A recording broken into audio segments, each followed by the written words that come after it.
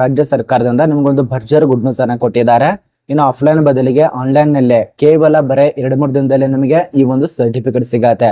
ನೇರವಾಗಿ ಆನ್ಲೈನ್ ನಲ್ಲಿ ಅಪ್ಲಿಕೇಶನ್ ಹಾಕ್ಬೇಕು, ಅದಕ್ಕೆ ಏನೆಲ್ಲ ಡಾಕ್ಯುಮೆಂಟ್ಸ್ ಬೇಕು, ಅದ ನಂತರ ಏನೆಲ್ಲ ರೂಲ್ಸ್ ಇರ್ತವೆ, ಮತ್ತೆ ಎಷ್ಟು ದಿನದಲ್ಲಿ ನಿಮ್ಮ ಒಂದು ಡಾಕ್ಯುಮೆಂಟ್ಸ್ ವೆರಿಫಿಕೇಶನ್ ಆಗತ್ತೆ, ಯಾವಾಗ ಬರತ್ತೆ. ಇನ್ಮೇಲೆ ರಾಜ್ಯ ಸರ್ಕಾರದಿಂದ ಅತಿ ಸುಲಭ ರೂಪದಲ್ಲಿ ನಿಮಗೆ ಅನುಕೂಲ ಮಾಡಿ ತಿಳಿಸ್ಕೊಟ್ಟಿದ್ದಾರೆ 2026ರಲ್ಲಿ. ಇದ್ರ ಬಗ್ಗೆನೇ ಚರ್ಚೆ ಮಾಡೋಣ. ಹೊಸದಾಗಿ ಮದುವೆ ಆದವರು ಅಥವಾ ಮದುವೆಯಾಗಿ 2-3 ವರ್ಷ ಆಗ್ಬಹುದು, ಅಥವಾ 5 ವರ್ಷ ಆಗ್ಬಹುದು, ಅಥವಾ 10 ವರ್ಷ ಆಗ್ಬಹುದು, ಈ ಒಂದು ಮ್ಯಾರೇಜ್ ಸರ್ಟಿಫಿಕೇಟ್ ಅಂದ್ರೆ ಮದುವೆ ಪ್ರಮಾಣ ಪತ್ರ ಬೇಕೇ ಬೇಕು. ಇವತ್ತಲ್ಲ ನಾಳೆ ನಿಮಗೆ ಬೇಕಾಗತ್ತೆ. ಆದ ಕಾರಣ ತೆಗಿಸಿಲ್ಲ ಅಂದ್ರೂ ಕೂಡ ಈಗಲೇ ತೆಗೆಸ್ಕೊಳ್ಳಿ. ಅಥವಾ ನೀವೇನಾದ್ರೂ ಈ ಒಂದು ಮ್ಯಾರೇಜ್ ಸರ್ಟಿಫಿಕೇಟ್ಗೋಸ್ಕರನೇ ಅಲ್ದಾಡ್ತಾ ಇದ್ರೆ ವಿಡಿಯೋ ಕೊನೆತನಕ ನೋಡಿ, ಸಂಪೂರ್ಣ ಮಾಹಿತಿ ಅರ್ಥ ಆಗತ್ತೆ. ನೋಡಿ, ಈ ಒಂದು ಬೆಲೆಗಳು ನಿಮಗೆ ಈಗ ಗೊತ್ತಾಗಲ್ಲ. ಆ ಒಂದು ಸರ್ಟಿಫಿಕೇಟ್ ಅದು ಯಾವಾಗ ಕೇಳ್ತಾರಲ್ಲ, ಎಲ್ಲಿ ಸಮಯ ಇರತ್ತಲ್ಲ, ಅವಾಗ ಮಾತ್ರ ಅದರದ್ದು ಬೆಲೆ ಗೊತ್ತಾಗತ್ತೆ. ಆದ ಕಾರಣ ಎಲ್ಲಾ ಒಂದು ಡಾಕ್ಯುಮೆಂಟ್ಸ್ ಮಾತ್ರ ಇರಲೇಬೇಕು. ಮದುವೆ ಆಗಿರ ಅಂದ್ರೆ ಈ ಒಂದು ಮ್ಯಾರೇಜ್ ಸರ್ಟಿಫಿಕೇಟ್ ತೆಗೆದಿಟ್ಟುಕೊಳ್ಳಿ, ಮುಂದ್ಗಡೆ ಗೊತ್ತಾಗತ್ತೆ, ಮುಂದ್ಗಡೆ ಬೇಕಾಗತ್ತೆ. ಒಂದೊಂದೇ ಚರ್ಚೆ ಮಾಡೋಣ. ವಿಡಿಯೋ ಶೇರ್ ಮಾಡಿ, ಎಲ್ಲರಿಗೂ ಗೊತ್ತಾಗಬೇಕು. ಮತ್ತೆ ಇದ್ರ ಬಗ್ಗೆ ಏನೇ ಡೌಟ್ ಇದ್ರು ಕಮೆಂಟ್ ಮಾಡಿ. ಬನ್ನಿ ಒಂದೊಂದೇ ತಿಳಿಸ್ಕೊಡ್ತಾನೆ. ಕರ್ನಾಟಕ ರಾಜ್ಯ ಸರ್ಕಾರದಿಂದಾನೆ 2026ರಲ್ಲಿ ಹೊಸದಾಗಿ ನಿಯಮಗಳನ್ನ ಜಾರಿ ಮಾಡಿದ್ದಾರೆ. ನೋಡಿ, ಮೊದಲಿಗೆ ಮ್ಯಾರೇಜ್ ಸರ್ಟಿಫಿಕೇಟ್ ತೆಗಿಬೇಕಂದ್ರೆ ರಿಜಿಸ್ಟರ್ ಆಫೀಸರ್ ಹತ್ರ ಹೋಗ್ಬೇಕು, ಅಲ್ಲಿ ನಿಲ್ಬೇಕು, ಅವ್ರು ಮಾಡಿಸ್ಕೊಡ್ಬೇಕು, ಅಲ್ಲಿ ಸಿಗ್ನೇಚರ್ ಇಲ್ಲಿ ಸಿಗ್ನೇಚರ್ ಮಾಡ್ಬೇಕಾಗಿತ್ತು. ಆದ್ರೆ ಈಗ ಹಾಗಲ್ಲ. ನೋಡಿ, ಡೈರೆಕ್ಟ್ ಆಗಿ ಹಾವೇರಿ 2.0 ಪೋರ್ಟಲ್ ಮೂಲಕವಾಗಿ ನಮಗೆ ಈ ಒಂದು ಮ್ಯಾರೇಜ್ ಸರ್ಟಿಫಿಕೇಟ್ ಸಿಗತ್ತೆ. ಇಲ್ಲಿ ಒಂದೊಂದಾಗಿನೇ ತಿಳಿಸ್ಕೊಡ್ತಾನೆ. ನೀವು ಎಲ್ಲಿ ಹೋಗಿ ಅಪ್ಲಿಕೇಶನ್ ಹಾಕ್ಬೇಕು, ಯಾವ ರೀತಿಯಾಗಿ ಅಪ್ಲಿಕೇಶನ್ ಹಾಕ್ಬೇಕಂತ ಒಂದೊಂದಾಗಿ ಪ್ರೊಸೆಸಿಂಗ್ ಮೂಲಕ. ಮೊದಲಿಗೆ ಡಾಕ್ಯುಮೆಂಟ್ಸ್ ಅನ್ನ ತಿಳ್ಕೊಬೇಕು. ಇಲ್ಲಿ ಬೇಕಾಗಿರುವಂತ ಮೊದಲನೇ ಡಾಕ್ಯುಮೆಂಟ್ಸ್ ವಿವಾಹದ ಲಗ್ನ ಪತ್ರಿಕೆನ ಇದಕ್ಕೆ ಅಪ್ಲೋಡ್ ಮಾಡಬೇಕಾಗತ್ತೆ. ದಂಪತಿಗಳ ಜಂಟಿ ಫೋಟೋನ ಅಪ್ಲೋಡ್ ಮಾಡಬೇಕು. ಅದ ನಂತರ ಪತಿಯ ಆಧಾರ್ ಕಾರ್ಡು ಮತ್ತು ಪತ್ನಿ ಆಧಾರ್ ಕಾರ್ಡು ಮತ್ತು 3 ಸಾಕ್ಷಿದಾರರ ಆಧಾರ್ ಕಾರ್ಡು. ಮೊದಲಿಗೆ 2 ಬೇಕಾಗ್ತಿತ್ತು, 4 ಜನರದ್ದು ಬೇಕಾಗ್ತಿತ್ತು, 5 ಜನ ಆಗ್ಬೋದು. ಈಗ ಬರೀ 3 ಜನರದ್ದು ಕೊಟ್ಟಿದ್ದಾರೆ. ಅದೇ ರೀತಿಯಾಗಿ ಇಷ್ಟೊಂದು ಡಾಕ್ಯುಮೆಂಟ್ಸ್ ಬೇಕು. ಇದು ರೂಲ್ಸ್ ಪ್ರಕಾರ ಅನುವಾಗತ್ತೆ. ಮತ್ತೆ ಎಲ್ಲಿ ಆನ್ಲೈನ್ ಅಲ್ಲಿ ಅಪ್ಲಿಕೇಶನ್ ಹಾಕ್ಬೇಕಂದ್ರೆ ನೀವು ಮೊದಲಿಗೆ ಹಾವೇರಿ ಕರ್ನಾಟಕ.gov.in ಗೆ ಭೇಟಿ ಮಾಡಿಕೊಂಡು ಅದೇ ಒಂದು ವೆಬ್ಸೈಟ್ ಮೂಲಕ ಅಪ್ಲಿಕೇಶನ್ ಹಾಕ್ಬೇಕಾಗತ್ತೆ. ನಿಮ್ಮ ಹತ್ತಿರ ಇರುವಂತ ಆನ್ಲೈನ್ ಕೇಂದ್ರಕ್ಕೆ ಭೇಟಿ ಕೊಡಿ.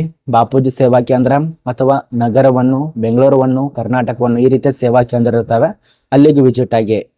ಅದ ನಂತರ ಅವ್ರಿಗೆ ಹೇಳಿ ಈ ಒಂದು ಮದುವೆ ಸರ್ಟಿಫಿಕೇಟ್ ಅಥವಾ ಮ್ಯಾರೇಜ್ ಸರ್ಟಿಫಿಕೇಟ್ಗೆ ಅಪ್ಲಿಕೇಶನ್ ಹಾಕ್ಬೇಕಾಗಿದೆ ಅಂತಂದ್ರೆ ಅವ್ರು ಅಪ್ಲಿಕೇಶನ್ ಹಾಕ್ತಾರೆ. ಮೊದಲಿಗೆ ಅವರು ರಿಜಿಸ್ಟರ್ ಮಾಡ್ತಾರೆ, ಅದ ನಂತರ ಲಾಗಿನ್ ಮಾಡ್ತಾರೆ ಮತ್ತು ಸಾಕ್ಷಿದಾರರ ಮಾಹಿತಿ ಎಲ್ಲ ತುಂಬ್ತಾರೆ. ವಿವಾಹದ ಸ್ಥಳದ ಬಗ್ಗೆ ವಿವರಗಳನ್ನು ತುಂಬ್ತಾರೆ. ಅಂದ್ರೆ ನೀವು ಎಲ್ಲಿ ಮದುವೆ ಆಗಿದಾರ ಆ ಒಂದು ಹೆಸರು ಇರತ್ತೆ. ಮಂಟಪದಲ್ಲಿ ಆಗಿತ್ತು ಅಂದ್ರೆ ಮಂಟಪ, ಅಥವಾ ಮನೆಯಲ್ಲಿ ಆಗಿತ್ತು ಅಂದ್ರೆ ಹೋಮ್, ಈ ರೀತಿಯಾಗಿ ಆಪ್ಷನ್ಗಳನ್ನು ಸೆಲೆಕ್ಟ್ ಮಾಡ್ಕೋಬೇಕು. ಅದೆಲ್ಲ ಕರೆಕ್ಟ್ ಆಗಿ ಸೆಲೆಕ್ಟ್ ಮಾಡ್ಕೊಳ್ಳಿ. ಮತ್ತು ಕೊನೆಯಲ್ಲಿ KYC ಗಳನ್ನ ಮಾಡ್ಕೋಬೇಕು. ಆಧಾರ್ ಕಾರ್ಡು ತಮ್ಮ ಮೂಲಕ KYC ಮಾಡಿಸ್ಕೋತಾರೆ ಅವರು. ಅಂದ್ರೆ OTP ಅಂತೂ ಬರತ್ತೆ ಅಥವಾ ತಂಬಿರತ್ತಲ್ಲ, ಅದರ ಮೂಲಕ ಮಾಡಿಸ್ಕೊಳ್ತಾರೆ. ಅದನ್ನ ಮಾಡಿಸ್ಕೊಳ್ಳಿ. ಅದರಲ್ಲಿ ಒಂದು ಆಪ್ಷನ್ ಇರತ್ತೆ, ನೀವು ಸೆಲೆಕ್ಟ್ ಮಾಡ್ಕೋಬೇಕಾಗತ್ತೆ. 2 ದಿನ, 4 ದಿನ, 5 ದಿನ. ಮತ್ತು ರಿಜಿಸ್ಟರ್ ಆಫೀಸ್ ಅಂತ ಇರತ್ತೆ. ನಿಮ್ಮ ಸುತ್ತಮುತ್ತಲಿರುವಂತ ತಾಲೂಕಿನಲ್ಲಿರುವ ರಿಜಿಸ್ಟರ್ ಆಫೀಸರು ಅಥವಾ ಜಿಲ್ಲೆಯಲ್ಲಿರುವಂತ ರಿಜಿಸ್ಟರ್ ಆಫೀಸರು. 3 ಆಫೀಸ್ ಬರ್ತವೆ ಅಥವಾ 4 ಆಫೀಸ್ ಬರ್ತವೆ. ಅದರಲ್ಲಿ ನಿಮ್ಮ ರಿಜಿಸ್ಟರ್ ಆಫೀಸ್ ಅನ್ನ ಸೆಲೆಕ್ಟ್ ಮಾಡ್ಕೊಳ್ಳಿ. ಅಂದ್ರೆ ಆ ಒಂದು ರಿಜಿಸ್ಟರ್ ಆಫೀಸರಲ್ಲಿ ಹೋಗಿ ನಿಮ್ಮ ಒಂದು ಇದೇನು ಮ್ಯಾರೇಜ್ ಸರ್ಟಿಫಿಕೇಟ್ ಅದಲ್ಲ ಅದಾಗತ್ತೆ.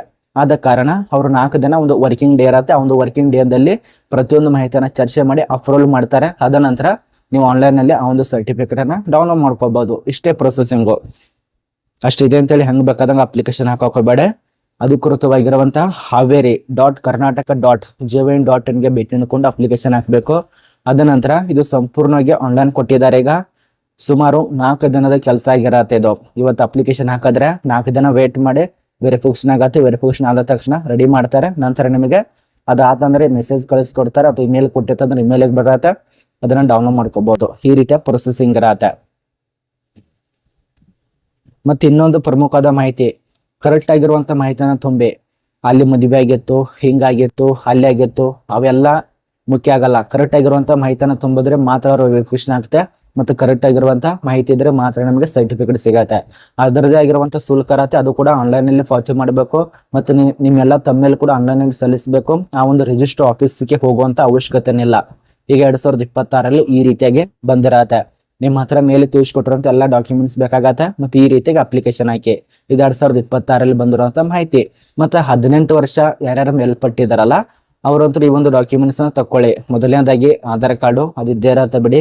ಎಲೆಕ್ಷನ್ ಕಾರ್ಡು, ಇದು ತೆಗೆದುಕೊಳ್ಳಿ. ಅದರ ನಂತರ ಡ್ರೈವಿಂಗ್ ಲೈಸೆನ್ಸ್ ಇದು ಕೂಡ ತೆಗೆದುಕೊಳ್ಳಿ. ಅದರ ನಂತರ ಪಾಸ್ಪೋರ್ಟ್ ಇದು ಕೂಡ ತೆಗೆದುಕೊಳ್ಳಿ. ಮತ್ತು ನಿಮ್ಮ ಒಂದು ಪ್ಯಾನ್ ಕಾರ್ಡ್ ಆಗ್ಬೋದು ಅದು ಕೂಡ ತಕ್ಕೊಳ್ಳಿ.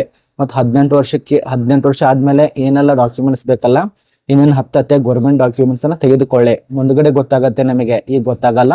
ಆ ಎಲ್ಲ ಡಾಕ್ಯುಮೆಂಟ್ಸ್ ಅನ್ನ ತೆಗೆದುಕೊಳ್ಳಿ. ಈ ಎಲ್ಲ ಲಿಸ್ಟ್ ಅನ್ನ ನಮ್ಮ ಟೆಲಿಗ್ರಾಮ್ ಗ್ರೂಪ್ ಕೊಟ್ಟಿದ್ದೇನೆ, ಚೆಕ್ ಮಾಡ್ಕೊಳ್ಳಿ.